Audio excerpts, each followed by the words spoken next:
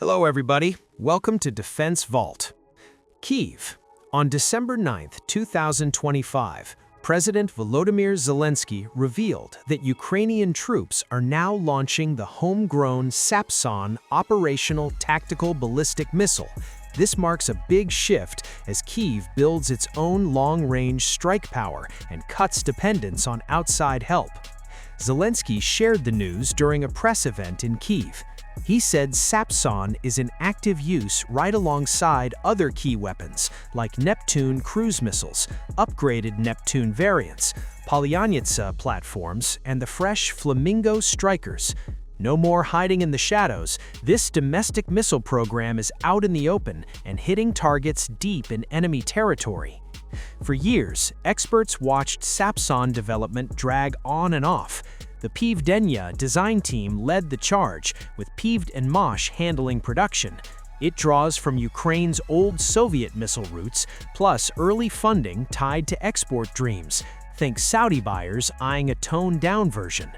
Picture this, a road-mobile beast with a single-stage solid-fuel rocket. It rides on a wheeled truck that hauls two missiles, fires them fast, then scoots away to dodge counterattacks. Export specs peg the range at 280 to 300 kilometers with a hefty 480-kilogram warhead. That's right at the edge of global export rules like the Missile Technology Control Regime. But for Ukraine's own arsenal, the real story is bigger. Analysts peg the home version at 400 to 500 kilometers. Officials even hinted at a combat hit near 300 kilometers earlier this year. Full power stays under wraps to keep Russia guessing. This Ukraine ballistic missile fills a sweet spot, faster than cruise options, with enough punch for tough operational targets. Zelensky played it smart with reporters.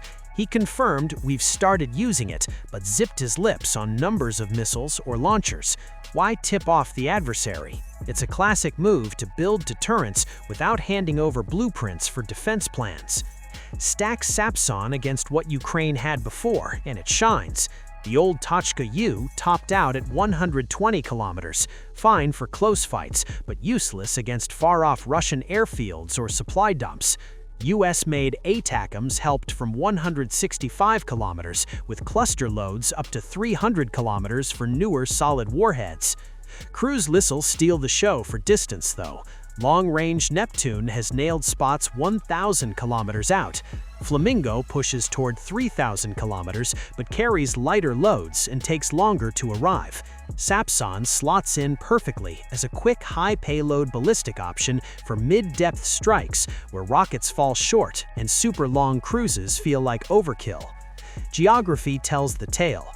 From central or northern launch sites, a 400 to 500 kilometer reach threatens Russian bases in Bryansk, Kursk, and Belgorod. Rail hubs and command posts near Smolensk or Voronezh in the crosshairs too.